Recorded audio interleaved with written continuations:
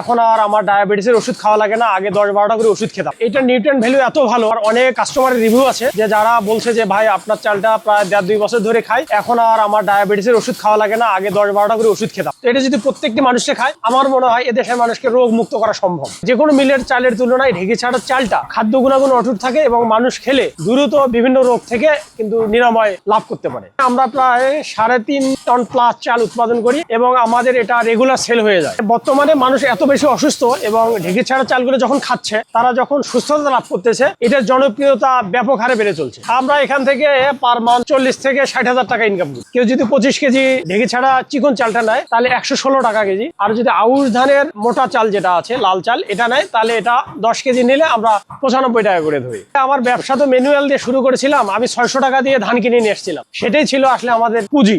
এবং আস্তে আস্তে আমি যখন দেখছি যে এখান থেকে সম্ভব সফলতা বয়ে নিয়ে আসা, আস্তে আস্তে আমরা এটাকে বিনিয়োগ বৃদ্ধি করতে থাকি। এই যে আমাদের যে চালগুলো দেখতে পাচ্ছেন, এগুলা হচ্ছে ঢেঁকি ছাড়া ফুল ফাইবার। এগুলাতে 80 থেকে 85% ফাইবার আছে এবং এগুলা হচ্ছে কোল্ড প্রেস, অর্থাৎ ঢেঁকিতে হিট প্রেসে যায় না, এই জন্য এটা খাদ্য গুণাগুণ অটুট আছে। আর সবচেয়ে বড় কথা হচ্ছে আমাদের এই গাঞ্জিয়া ধানের চালগুলো একদম চিকন ছোট, অনেকটা পোলাও চালের মতো, এবং এটা খেতেও হালকা মিষ্টি এবং খুবই সুস্বাদু। আমাদের ধানের প্রসেসটা হচ্ছে এই হচ্ছে আমাদের গাঞ্জিয়া ধানগুলো আমরা প্রথমে এই ঢেঁকিতে দিচ্ছি। এখানে প্রায় অর্ধেক চাল হলে এগুলা ঝেড়ে আমরা কিন্তু এই যে এই ঢেঁকিতে দিচ্ছি। দেখেন যে এগুলার অনেকগুলো চাল হয়ে গেছে। এখান থেকেই মূলত আমাদের ফিনিশিং প্রোডাক্টটা আসে। এই যে দেখেন এই যে লাল চালগুলো, এবং এগুলা ঝেড়ে আপনাদের এখানে আসবে। এই যে আমরা এগুলো ঝাড়লে এরপর এগুলোকে বাছাই করা হবে। আমাদের বাছাই করার লোক আছে, এটা 2-3 স্তরে বাছাই হবে। এটাতে কোনো প্রকার কঙ্কর বা ধান এরকম কিছু থাকবে না। প্রথম কাস্টমারের কাছে আমরা 500 টাকার চাল বিক্রি করেছি এবং সেটি ওই কাস্টমারের ডাইরেক্ট অর্ডার ছিল না, ওনার একজন শুভাকাঙ্ক্ষী অর্ডার করেছিলেন। আমি যখন চাকরি ছেড়ে এই ব্যবসাটা শুরু করেছি, আমার ফ্যামিলির, আমার শ্বশুর বাড়ির লোকজন কেউই আসলে মেনে নিতে পারছিল না। এক ধরনের তাদের সাথে আমার ডিটাচ হয়ে যাচ্ছিল, এরকম একটা অবস্থা। তারপরও আমার ওয়াইফের একটি সমর্থন ছিল যে এটা হবে, চেষ্টা করো। সব মিলে আমরা একটা লক্ষ্যে পৌঁছে গেছি।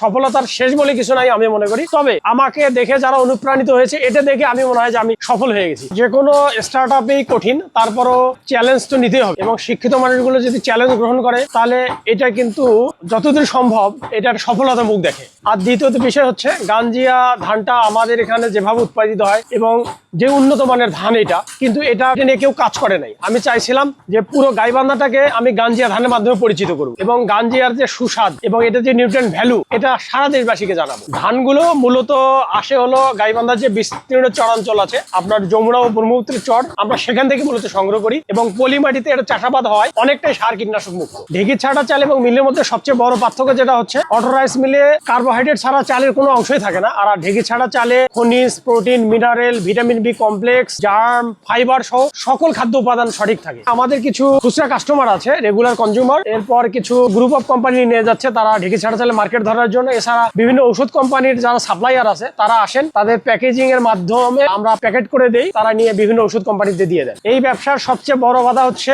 এরকম কাজগুলোতে ওইভাবে জনবল পাওয়া যাচ্ছিল না। একটা সময় ছিল যে আমি নিজেও ঢেঁকিতে পার দিয়েছি, কারণ এটাকে আমি এমন ভাবে অন করেছি যে এখান থেকে শুধু সফলতার দরকার না, মানুষকে রোগ মুক্তির একটা রাস্তা দেখানো সম্ভব। এবং বাংলাদেশে ঢেঁকি ছাড়া চালগুলো এসে বাংলাদেশে হাত ধরে কিন্তু জনপ্রিয়তা অর্জন করে। বর্তমানে অনেক যুবক অনুপ্রাণিত হয়েছেন, অনেকে ঢেঁকি স্থাপন করেছেন, আমরা 2-1 জনকে ঢেঁকি দিয়েছি। সব মিলিয়ে ঢেঁকি ছাড়া চাল এখন পাওয়া যাচ্ছে। আর সেই সময়ে ঢেঁকি ছাড়া চাল তো পাওয়া যেত না, অনেক দুষ্ট ব্যবসায়ী আছে যারা সাদা চালের রং মিশ্রণ করে বাজারে বিক্রি করতেন, মানুষ উপকারের চাইতে ক্ষতিগ্রস্ত হইতো বেশি। আমাদের এখানে মোটে প্রায় 10-11 জনের এটি কর্মসংস্থান হয়েছে। তো আমাদের আরো 5টি ঢেঁকি যখন চালু হবে, ওখানে প্রায় আরো 10-12 জনের কর্মসংস্থান তৈরি হবে। আমাদের ঢেঁকিগুলো সকাল 8টা থেকে শুরু করে এটা বিকাল 5টা পর্যন্ত চলে, আর মাঝখানে দুপুরের খাবার বিরতি থাকে। আমার ভবিষ্যৎ পরিকল্পনা হচ্ছে আমাদের ঢেঁকির প্রজেক্ট আরো 2-3টা করা। আমরা যদি জয়েন্ট ভেঞ্চারের সুযোগ হয়, বিভিন্ন ডিস্ট্রিক্টে আমরা ঢেঁকি স্থাপন করব এবং মানুষ যেন দেখে সঠিক ঢেঁকি ছাড়া চালটা নিয়ে যেতে পারে। আমরা বর্তমানে